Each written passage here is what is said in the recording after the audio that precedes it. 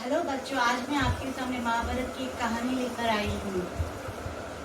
कुरुक्षेत्र यानी महाभारत की लड़ाई कुल 18 दिनों तक चली थी और इस लड़ाई में जैसे कि आप जानते हैं पांडवों की जीत हुई थी और कौरवों की हार हुई थी।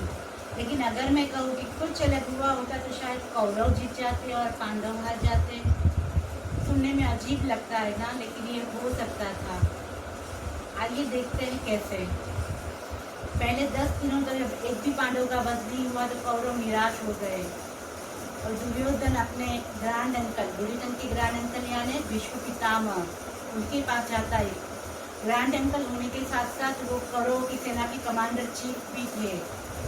उनके पास जाके कहता है कि आप पहले से ही पांडवों और हमारे बीच में पार्शालिटी करते आए हैं और आज भी आप युद्ध उनकी तरफ से ही खेल रहे हैं। आप पांडवों को नहीं मारेंगे। यह सुनकर भीष्म पितामह दुर्योधन से कहता है कि पूरी दुनिया जानती है कि मैं अपने काम के प्रति कितना प्रामाणिक हूँ, मैं अपने बोल का कितना सच्चा हूँ।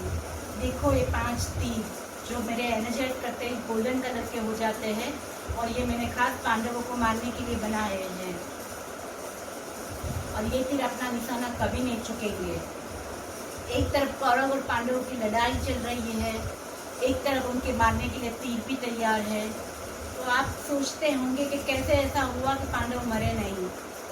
देखते हैं, चलिए।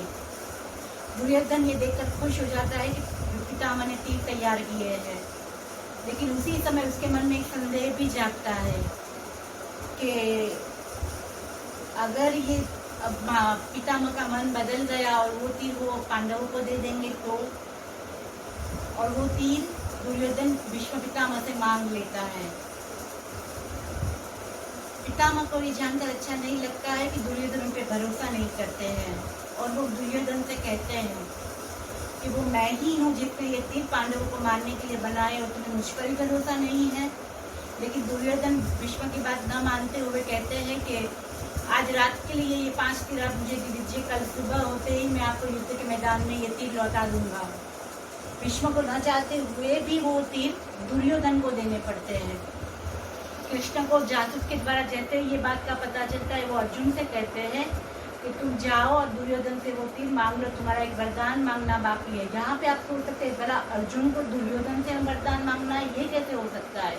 तो उसकी एक अलग ही कहानी है जो हम किसी और दिन सुनेंगे। दुर्योधन को पास कोई चारा नहीं रहता है अर्जुन को वो तीर दे देने के सिवा। दुर्योधन निराश होकर भीष्म पितामह के पास जाते हैं और कहते हैं कि और तीर बना दीजिए, लेकिन पितामह जवाब में कहते हैं कि ये अब संभव नहीं है। तुमने अगर मुझ पर भरोसा किया होता और वो तीर मेरे पास रहने दिए होते तो वो सुरक्षित होते, लेकिन तुमने मेरी बात नहीं मानी। अब कुछ नहीं हो सकता है।